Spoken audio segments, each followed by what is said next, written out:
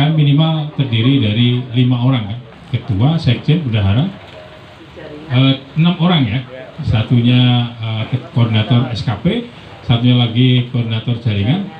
Koordinator SKP dan jaringan 5, betul ya. Di SKP ini merupakan program yang sangat vital, yang sangat penting, yang tadi juga disinggung Pak Jati, bahkan ide SKP itu sudah ada sebelum secara formal organisasi SKI didirikan. Dan SKP itu sebagai sebuah kegiatan ya, dengan bentuk yang semacam forum diskusi itu sudah berlangsung ya. Sebagian besar secara online, wilayah dan daerah mungkin juga mengadakannya ya, baik secara online atau offline. Yang kedua, program prioritas kita adalah Saksi Demokrasi. Ya, Saksi Demokrasi ini merupakan program yang dianggap penting menjadi garda depan untuk kemenangan di 2024, karena dia bukan hanya menjadi penyambung lidah antara rakyat dengan kandidat atau partai, tapi juga mengawasi segi-segi pelaksanaan pemilu, bukan hanya di hari H, tapi dari awal pra pemilu, pelaksanaan pemilu hingga pasca pemilu. Mari kita lihat satu persatu. Nah, ini yang SKP yang kemarin kita bicarakan, sebagian juga ikut di forum kemarin. Latar belakang kenapa kita perlu sekolah kepemimpinan publik adalah karena ada tantangan multidimensional ya. Bangsa ini kena pandemi, kena berbagai macam ancaman krisis di masa depan, dan kita perlu kepemimpinan yang kuat untuk membawa bangsa ini survive dari berbagai macam krisis itu. Tapi di sisi lain kita juga melihat bahwa kepemimpinan yang ada di segala lini ini mengalami persoalan, mengalami problem. Ya, krisis kepemimpinan itu bisa kita lihat antara lain dengan banyaknya orang diangkut KPK di segala lini, mulai dari kepala desa sampai level menteri gitu ya. Jadi paling tidak dari segi integritas saja bermasalah. Belum lagi soal kapasitas, kapabilitas orang untuk memimpin. Ya. Berikutnya lagi, akses untuk peningkatan kapasitas itu masih elitis. Kita merasa bahwa penting bagi setiap orang, anak bangsa, punya kesempatan untuk dididik menjadi pemimpin atau di-upgrade kemampuan kepemimpinannya, tapi wahana atau ajang untuk itu masih sangat terbatas. Barangkali mereka yang jadi pejabat di level tertentu bisa ikut Sespim, bisa ikut Lemhanas, tapi kita gitu ya, kelompok masyarakat sipil, bukan birokrat. Ini kan penting juga untuk memiliki satu wahana untuk meningkatkan kapasitas kepemimpinan. Dan SKI sebagai bagian dari kelompok masyarakat bisa berkontribusi untuk mencetak kader pemimpin bangsa. Nah, kita punya tujuan SKP ini jangka pendek, jangka menengah, dan jangka panjang. Yang jangka menengah dan jangka panjang itu bagian dari mempersiapkan kader-kader pemimpin bangsa di masa depan. Itu kita elaborasi di waktu lain ketika kita punya kesempatan yang cukup. Tapi di jangka pendek 2024 ini kita harus meletakkan tujuan SKI sebagai yang pertama, meningkatkan kapasitas kepemimpinan di internal SKI maupun eksternal, bisa parpol, bisa kelompok relawan tadi ya, bisa pejabat publik, dan juga sebagai alat untuk pengorganisasian untuk memperlebar basis voters Anies Baswedan dalam pemilu atau Pilpres 2024. Ya. Berikutnya lagi sebagai talent pool atau sebagai database kita untuk mengetahui minat dari orang-orang yang ikut di SKP itu, apakah kita bisa ajak, kita rekrut, kita deploy di bagian mana di organisasi SKI. Gitu.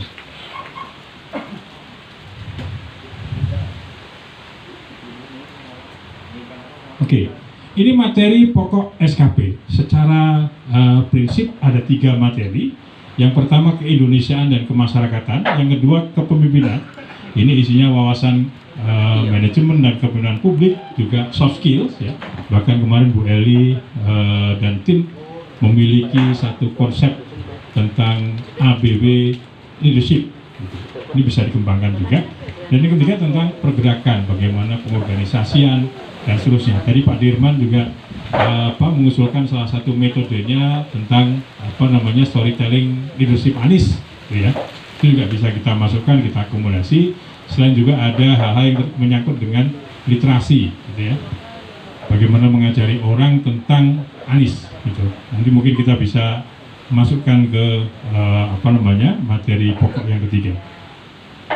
Nah, materi ini sedang disiapkan oleh tim kecil kurikulum SKP yang terdiri dari sebagian teman-teman di SKI, ada teman-teman di IHN, ada di Kalisoga, dan juga di Forum 45. 2045 ini merupakan forum guru besar dan akademisi yang koordinatornya adalah Pak Untoro Haryadi, teman kita juga. Nah, tentang penyelenggaraan training itu juga semalam atau kemarin muncul ide ini training diselenggarakan secara fleksibel, tailor-made gitu ya, disesuaikan dengan kebutuhan. Tidak harus kita punya training berjenjang dulu.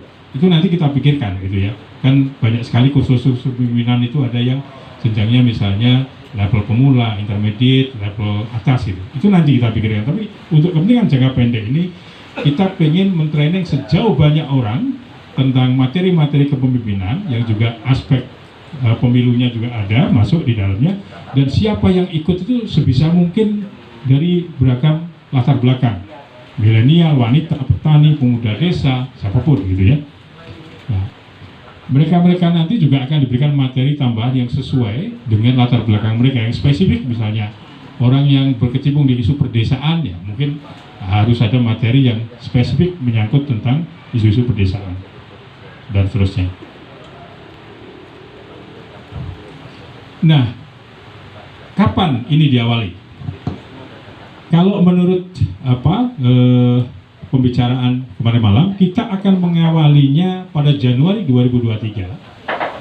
Lebih khusus lagi tanggal 6, 7, dan 8 dengan TOT, ya, Training of Trainer. Kita mentraining para calon trainer. Nah, trainer ini akan ditraining untuk punya kapasitas memberikan training kepada anggota-anggota SKI maupun non-anggota SKI di daerah masing-masing, di mana mereka juga akan mencoba untuk membentuk trainer-trainer yang bisa mentraining level kecamatan hingga nanti kemudian sampai ke tingkat desa dan seterusnya. Jadi dari sini hasilnya adalah calon-calon pelatih. Dan diharapkan mereka melatih orang sebanyak mungkin. Nanti akan ada penjelasan lebih detail bagi mereka yang ikut training seperti apa gitu ya, sistemnya gitu. Nah, untuk prioritas karena Jawa Tengah adalah medan kurusetra atau pertarungan 2024 gitu ya. Nah, jadi kalau medan kurusetra sampean pengen dadi apa Buri Srawa kalau Werkudara. Werkudara. Ya, jadi 6 kloter pertama itu dikhususkan bagi Jawa Tengah ya. Batch pertama 6 kloter itu untuk Jawa Tengah dulu nanti. Dihitung-hitung itu ada sekitar 105 kali 6. Nah, 105 kali 6. Jadi bayangkan satu kloter atau 105 di sini kayak apa? Kita cuma 2 bulan sekian aja sudah ramai begini kan? Itu nanti kalau Pak Sudirman melayani foto itu lebih rumit lagi. Oke. Nah, teknisnya seperti apa? Tentu saja akan disiapkan oleh tim manajemen SKP. Di tim manajemen SKP ini juga terdiri dari teman-teman SKP di wilayah, juga dari pusat gitu ya. Untung kita misalnya punya Pak Asmi di sini yang dekat dengan Kalisoga, sehingga kalau ada keperluan komunikasi di sini juga lebih cepat. Kita akan mempersiapkan aplikasi untuk pendaftaran, monitoring, dan evaluasi. Mungkin nanti juga bisa dijelaskan sekalian ketika ada penjelasan tentang saksi demokrasi oleh Mas Rahmat. Lalu juga kita waktu penyelenggaraan trainingnya itu setiap Jumat, Sabtu, dan Minggu ya. Waktu detailnya jam-jam berapa nanti akan diatur. Nah, juga ada diskusi mengenai kemungkinan deploy atau penugasan bagi setiap yang sudah selesai di sini, harus ada penugasannya seperti apa. Dan yang menjadi pertanyaan mungkin dari saya dan kita bisa diskusikan adalah selama ini sudah berlangsung sebetulnya event-event, forum-forum yang kita namakan sebagai SKP, baik di tingkat pusat maupun di tingkat wilayah atau daerah.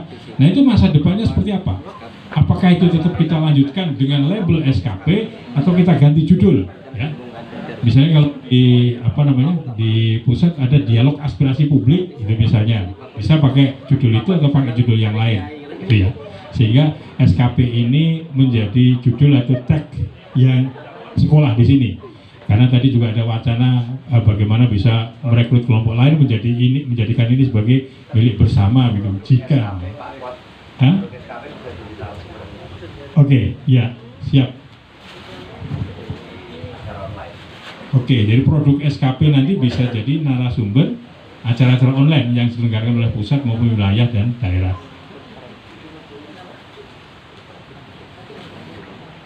Nah, itu tentang SKP ya. Kita harapkan nanti grup tim manajemen kecil yang sudah punya grup WA, yang tim kurikulum sudah punya grup WA, untuk yang pertama menggulirkan rencana batch pertama pada tanggal 6, 7, dan 8 Januari. Yang kedua, kita bicara mengenai saksi demokrasi. Ini adalah latar belakang dari saksi demokrasi.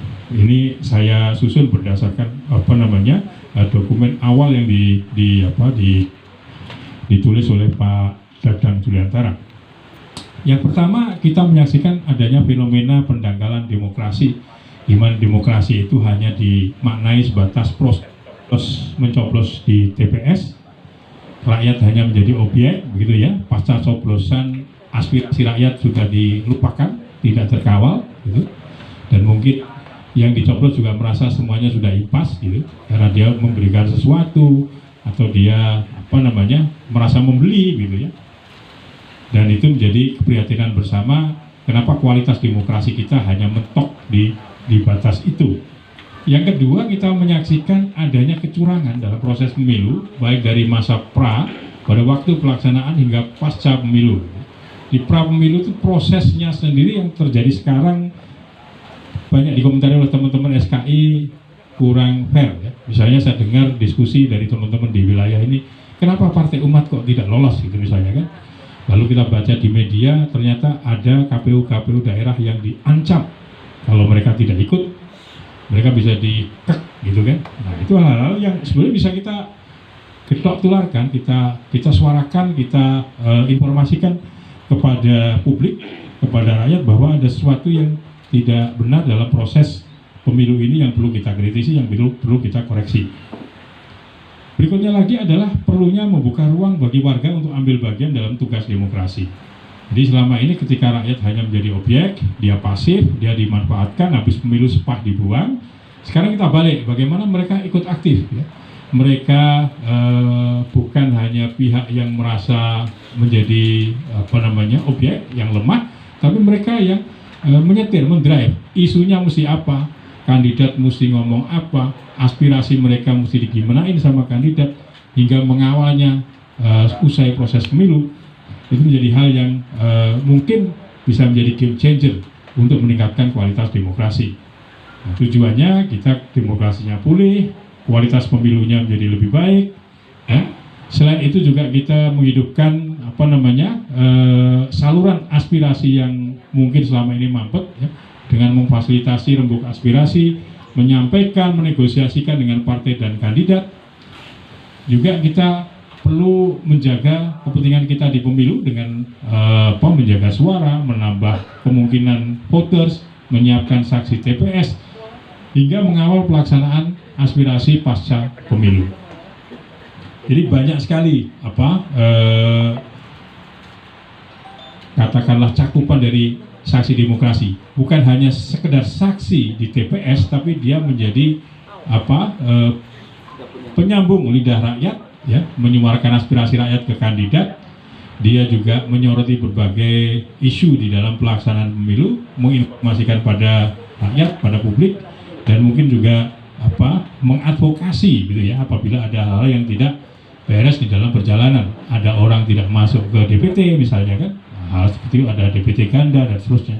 Itu bagian dari yang bisa dikerjakan oleh saksi demokrasi. Nah, ini tahapan saksi demokrasi mulai dari rekrutmen online offline, ada sistemnya, nanti Mas Rahmat akan menjelaskan.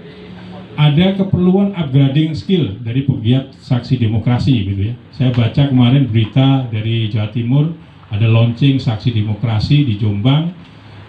Ada statement dari Ketua SKI Jombang tentang kebutuhan bahwa skill mereka yang ikut di saksi demokrasi itu harus ditingkatkan, karena mereka kan ngomong ke warga gitu ya, memfasilitasi pertemuan warga, membuka ruang negosiasi ke kandidat. Setidaknya communication skill komunikasinya harus bagus, skill negosiasinya harus bagus dan seterusnya. Berikutnya lagi adalah musyawarah atau rembuk. Kalau di Madura tempatnya Pak Wahid ini pol kompolan namanya, Jagungan di Jawa Tengah, Cangkruan. Ini untuk memetakan aspirasi dan menyimpulkan aspirasinya apa di setiap lokal-lokal yang kita deketin. Nah, kita setelah punya bahan aspirasi masyarakatnya apa di dapil itu gitu ya, kita bisa komunikasikan dengan kandidat di dapil yang bersangkutan. Mungkin nanti prosesnya arahnya bisa ke kontrak politik, bisa ke hal lain yang yang mendekatkan antara aspirasi dengan kandidat atau partai. Tapi juga ada pesan sponsornya tadi ya, ini partai-partai khusus yang dalam yang pengusung gitu ya, yang pengusung. Ya, jadi ada yang dari PKS gitu ya, ada yang dari Demokrat, ada yang dari Nasdem gitu ya. Nah, ini ada Partai Umat, ngaku ternyata. Ya. Oke, ya. Nah, kemudian juga kita di hari hanya perlu pengorganisasian untuk pencoblosan. Ustadz Solihin bahkan sudah punya ide itu bagaimana setiap hari Rabu gitu ya, ditradisikan Rabu berkah, ABW aksi, ARB aksi Rabu berbagi, sehingga pas hari Rabu itu langsung bisa langsung action gitu. Dan juga kita perlu penguatan saksi di TPS, barangkali nanti perlu BIMTEK dan seterusnya. Itu nanti masuk di program saksi demokrasi, walaupun pelaksanaannya bisa saja dicangkokkan ke SKP atau di Kalisoga gitu misalnya. Nah, teknis-teknis yang perlu kita pertimbangkan, yang pertama perlu target dan jadwal, khususnya untuk rekrutmen. Sampai sejauh ini sudah berlangsung di beberapa tempat ya, misalnya di Jawa Barat, di Jawa Timur secara sporadis. Tapi kita mungkin perlu set up satu waktu dan target tertentu, karena pemilu tinggal 14 bulan lagi. Kalau kita mau menjangkau seluruh dapil, seluruh TPS, tentu saja sejak sekarang perencanaannya harus lebih detail lagi, teman-teman di wilayah dan di daerah. Yang kedua, pendirian dan aktivasi posko.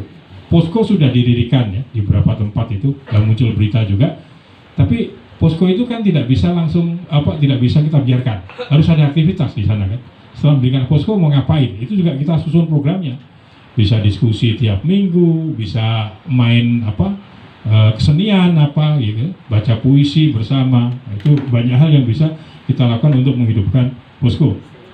Lalu ada penyiapan aplikasi Android, nanti dijelaskan oleh Mas Rahmat. Upgrading tentang pelatihan tadi udah kita bicarakan, bisa aja dicangkokkan di sini gitu ya, bisa saja diselenggarakan secara mandiri untuk BIMTEK-nya. Nah, yang terakhir adalah strukturnya, ya, struktur SKI, struktur saksi demokrasi itu apakah kita bentuk sendiri secara terpisah dari struktur SKI yang pakem tadi, yang 5 tadi, ataukah misalnya ini kita buka ruang diskusi, saksi demokrasi itu sekaligus juga koordinator jaringan misalnya, ya kan? Karena itu kan juga bagian dari memperluas jaringan. Jadi supaya jaringan itu lebih terarah gitu misalnya, ya. Tapi itu bisa kita diskusikan. Tentang pelaporannya, nah ini juga penting ini, ya. Pelaporan bagaimana itu terkait dengan sistem yang akan disusun. Tapi tadi juga Mas Jati sudah dijelaskan ya, kawal pemilu 2014 atau 19 Mas? 2014 itu kita bisa cepat gitu ya, dari TPS hari H itu bisa langsung masuk lebih cepat. Itu juga kita nanti perlu penjelasan dari Mas Rahmat. Dan juga saksi demokrasi dalam konteks posko itu, ini pertanyaannya kita targetnya mau sampai desa, mau sampai lingkungan, mau sampai TPS, itu juga perlu kita review berdasarkan kekuatan kita bersama. Saya kira itu yang bisa saya sampaikan sebagai pengantar. Silakan jika ada komentar, masukan, kritik dari teman-teman. Terima kasih. Assalamualaikum warahmatullahi wabarakatuh.